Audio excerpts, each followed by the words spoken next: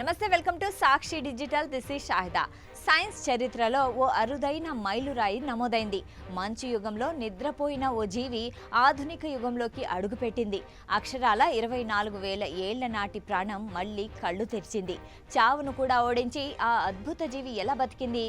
ఈ ఆవిష్కరణ భవిష్యత్తులో క్రయోబయాలజీని ఎలా మార్చబోతుంది అనే వివరాలు ఇప్పుడు తెలుసుకుందాం. సైన్స్ ఫిక్షన్ సినిమాల్లో గడ్డగట్టిన మనుషుల్ని వేల సంవత్సరాల తర్వాత బతికించడం చూస్తూ ఉంటాం. కానీ ప్రకృతిలో ఇది అక్షరాల సాధ్యమని రష్యన్ శాస్త్రవేత్తలు నిరూపించారు. సుమారు 24,000 సంవత్సరాల క్రితం, అంటే భూమిపై మంచు యుగం కొనసాగుతున్న కాలంలో నిద్రలోకి జారుకున్న ఓ చిన్న జీవి ప్రస్తుతం శాస్త్రవేత్తల కృషితో మళ్లీ ప్రాణం పోసుకుంది. బెల్టాయిడ్ రోటిఫర్ అనే ఈ సూక్ష్మజీవి పునరుజ్జీవనం ఇప్పుడు ప్రపంచవ్యాప్తంగా శాస్త్రవేత్తల్ని ఆశ్చర్యానికి గురిచేస్తుంది. ఈశాన్య సైబీరియాలోని అలాజియా నది సమీపంలో శాశ్వతంగా గడ్డకట్టిన మంచు పొరలను తవ్వినప్పుడు ఈ జీవి బయటపడింది. రేడియో కార్బన్ డేటింగ్ పద్ధతి ద్వారా పరిశీలించగా ఆ మంచు పొరలు 24,000 ఏళ్ల నాటివని తేలింది.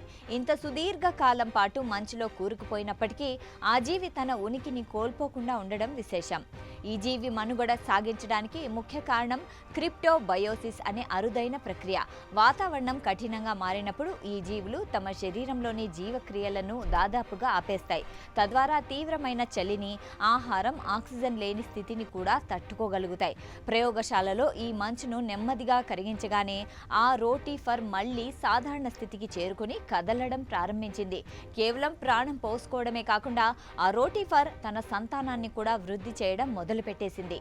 పార్థోనోజెనిస్ అనే పద్ధతి ద్వారా మగజీవుల అవసరం లేకుండానే ఇది పునరుత్పత్తిని కొనసాగించింది. ఇది ఆ జీవి యొక్క శారీరక దృఢత్వాన్ని, జన్యుపరమైన శక్తిని నిరూపిస్తోంది. బహుకణ జీవులు ఇంత సుదీర్ఘకాలం నిద్రాణ స్థితిలో ఉండగలవని నిరూపించిన అత్యంత బలమైన ఆధారంగా దీన్ని పరిగణిస్తున్నారు.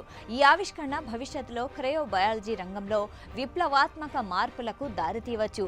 మనుషుల కణాలను లేదా అవయవాలను సుదీర్ఘకాలం పాటు గడ్డకట్టి భద్రపరిచే టెక్నాలజీని అభివృద్ధి చేయడానికి ఈ రోటిఫర్లు జన్యువులను శాస్త్రవేత్తలు ఇప్పుడు అధ్యయనం చేస్తున్నారు. అంతేకాకుండా అంతరిక్షంలో మంచు కింద జీవం ఉండే అవకాశం ఉందనే వాదనలను కూడా ఈ పరిశోధన బలాన్నిస్తోంది.